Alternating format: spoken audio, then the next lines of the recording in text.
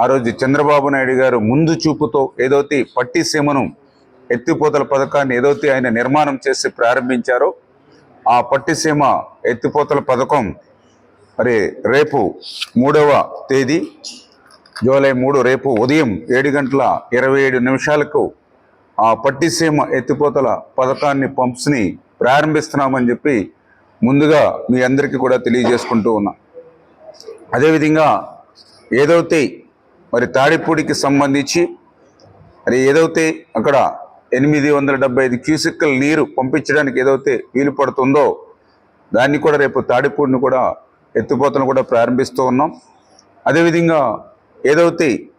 మరి అటు పురుషోత్తమపట్నం ఏదైతే ఉందో మరి అక్కడ కూడా మరి ఏదైతే 3500 క్యూసెక్కుల నీరు ఏదైతే లిఫ్ట్ చేయడానికి అవకాశం ఉందో దాన్ని ప్రారంభించిన తర్వాత నెక్స్ట్ స్టేజ్ 2 పురుషోత్తమపట్నం సంబంధించి మరి ఒక 1000 క్యూసెక్కుల నీరు ఏదైతే మరి యొక్క ఏలేరు రిజర్వాయర్కి పంపింగ్ ఏదైతే చేసుకుంటామో మరి వాటిని కూడా 1 by 1 ఒక్కొక్కటి కూడా ప్రారంభించాలని, అదేవిధంగా పుష్కర ఎత్తిపోతలకు సంబంధించి కూడా ఒక 1225 క్యూసెక్కుల వాటర్ ఏదైతే పంప్ చేయడానికి వీలుందో ఇది కూడా రేపు ప్రారంభించాలని, ఏదైతే గోదావరి నుంచి మీ అందరికీ తెలుసు ప్రతి సంవత్సరం కూడా 3000 టీఎంసీల నీరు వృధాగా ఏదైతే సముద్రంలో కలిసిపోతూ ఉందో మరి దాని నుండి పోలవరం ప్రాజెక్టుని నిర్మాణం చేయడం ద్వారా ఆ గోదావరి జలాలు ఆంధ్రప్రదేశ్ రాష్ట్రం అంతా కూడా అటు ఉత్తరాంధ్ర నుంచి అటు రాయలసీమ వరకు కూడా గోదావరి జలాలను ప్రవహించి ఆంధ్రప్రదేశ్ రాష్ట్రాన్ని భవిష్యత్తులో ఒక కరువు రహిత రాష్ట్రంగా మార్చాలనేటువంటి ఆలోచన ఏదైతే చంద్రబాబు నాయుడు గారికి ఉందో మరి ఆ కోరిక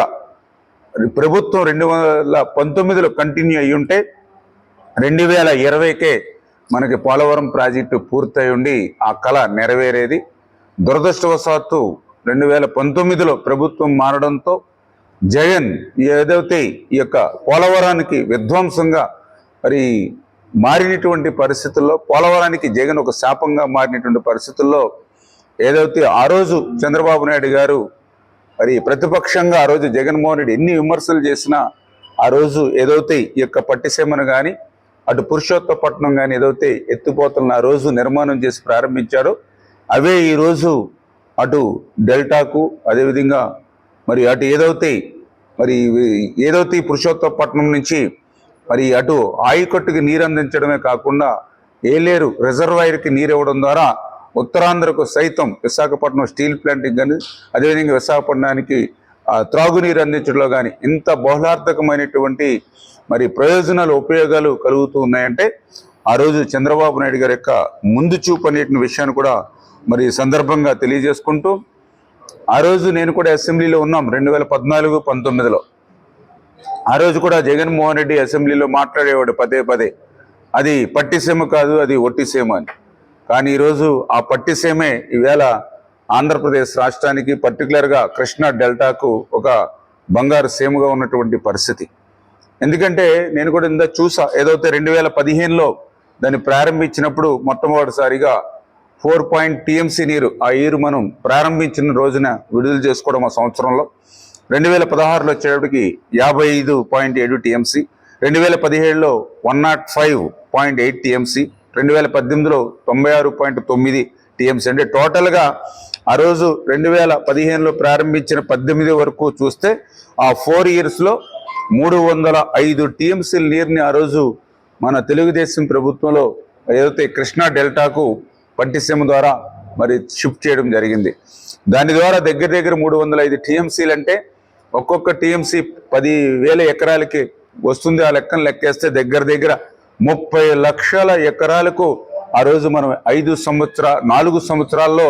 సాగునీరు అందించడమే కాక అక్కడ ప్రజలకి త్రాగునీరు కూడా అందించినటువంటి పరిస్థితి. అంటే యావరేజ్ని ఎవ్రీ ఇయర్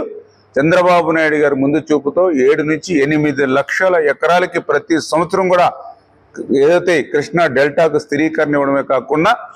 ఏదైతే ఈ యొక్క 305 టీఎంసీల నీరుని ఏదైతే 4 సంవత్సరాల్లో మనం అక్కడ నిలుపుదల ఇచ్చామో దాన్ని శ్రీశైలంలో నిలుపుదల చేసుకుని అది రాయలసీమకి పంపించడం ద్వారా ఆ రోజు సాధ్యమైనటువంటి పరిస్థితి. అది ముందుగా మనందరం కూడా గుర్తుపెట్టుకోవాల్సిన అవసరం ఉందని చెప్పి సందర్భంగా తెలియజేసుకుంటూ, రెండవది ఏదైతే ఇప్పుడు కూడా నేను ఏదైతే ఈ యొక్క జలవనరుల శాఖ మంత్రిగా పదవి బాధ్యతలు స్వీకరించిన తర్వాత చూసా, ఏదైతే కృష్ణా డెల్టాకు సంబంధించి ఇప్పుడే అన్ని కాన్స్టిట్యున్సీ కూడా ఫోన్లు వస్తూ ఉన్నాయి, మాకు త్రాగడానికి కూడా నీరు ఇంకొక వారం రోజులు 10 రోజుల్లో అయిపోతుంది, ఏంటి మా పరిస్థితి అని. జనరల్గా ఆ కృష్ణా డెల్టాలో మరి ఈ నీరు రావాలంటే మీ అందరికీ తెలుసు, ఏదైతే పైన మరి ఎక్కడ ఆల్మెట్టి నుండి, జోరాల నుండి, మరి తర్వాత శ్రీశైలం నుండి, నాగార్జున సాగర్ నుండి ఇవన్నీ నిండి వచ్చేటప్పటికి కృష్ణా డెల్టాకి ఎవ్రీ ఇయర్ అది ఆగస్టు నెల వచ్చేస్తూ ఉన్నటువంటి పరిస్థితి.